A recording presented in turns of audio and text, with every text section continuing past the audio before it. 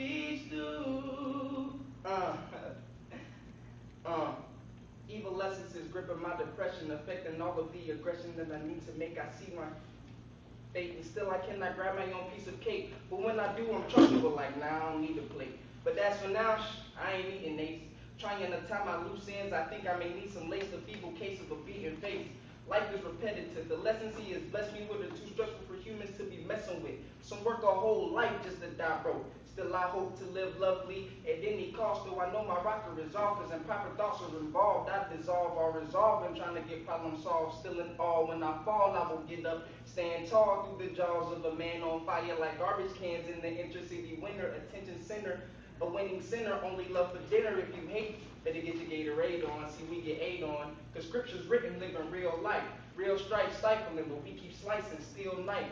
Writing to reveal lies, I realize that real lies underneath the steep mountain of half truths. So I pass fools and pass down the clowns now who frown on artistry and expect us to bow down, but our beliefs cease to not exist, pumping a fist in rebellion like a panther to the anthem of a handsome See, I can give you what you want, but I would rather sow a seed of need even between your nasal passages. A catastrophic reaction of lavishness. You might lose reality if you lack density in your skull cavity. Dumb, better run fast. Can you outrun a gun blast, dude? Instead of you dipping, life will run past you. Believe me. Because if living life was that easy, then Stevie would be able to see me. And as all of this tragedy spills, rappers don't have to be real. I won't say I'm clapping this still just so that people can hear me. But if need be, spread a rumor saying you seen me doing whatever, and I bet that it don't fester like TV. When I'm eating the sheets, I'm greedy.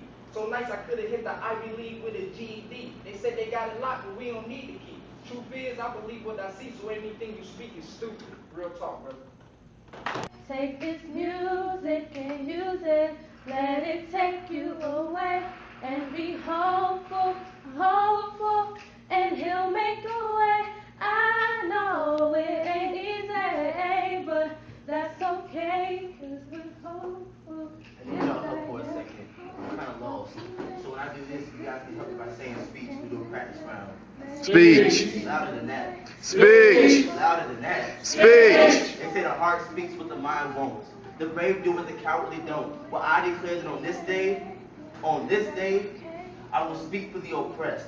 I will walk for those in wheelchairs. I will hear Mother Nature for the deaf and see the beauty of the world for the blind. On this day, I'll be the voice of every raped female, too caressed by the fingertips of being another statistic to open her mouth. On this day, I will yell. On top of the highest building top, I will yell for every mute, the silence of focused fury. On this day, I will no longer complain about society. One cannot nag a problems in which you offer no solution. So on this day,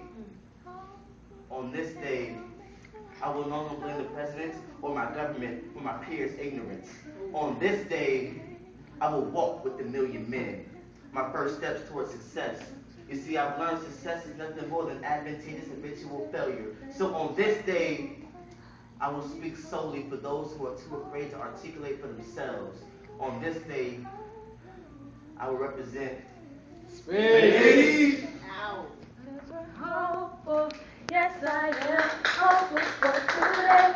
Take this music and use it, let it take you away, and be hopeful, hopeful, and he'll make a way. I know it ain't easy, but that's okay, cause I'm hopeful, yes I am hopeful for today.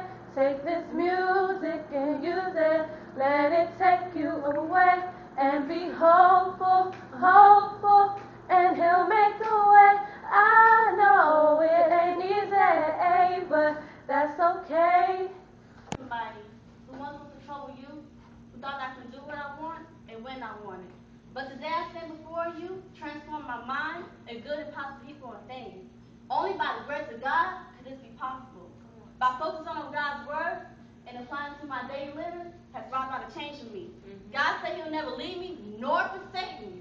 So therefore he gave me a loving, caring mother who tells me to do right and my best at all times. She is very consistent when it comes to the things of God. So going to church is a must for her. Through the teaching and guidance of my pastor, who tells me that God's promise and love have made me a better woman that I am today. So today I stand before on behalf young people who feel and felt like me are playing victims of our lives. I'm declaring today that we are somebody. What I'm supposed to be. Society says that all the odds are against me.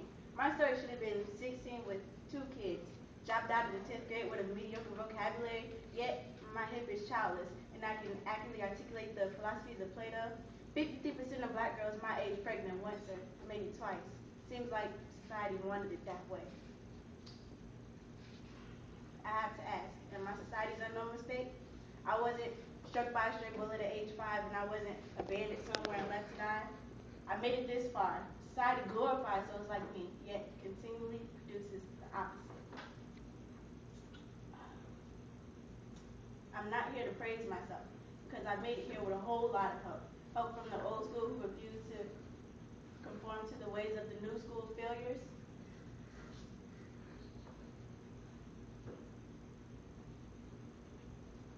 Today I question, am my society's unknown mistake? What's on your mind, Ski? I've been wondering if there's any power or magic behind my writing. Well, there just might be, but I don't have a problem with trying to see. So take a seat and get comfortable before you start listening. See, I've been stuck in this room of darkness with just a paper and a pen. 4 black walls, no door or window, there's no way out. I didn't try to fight my way out. I didn't even scream or shout.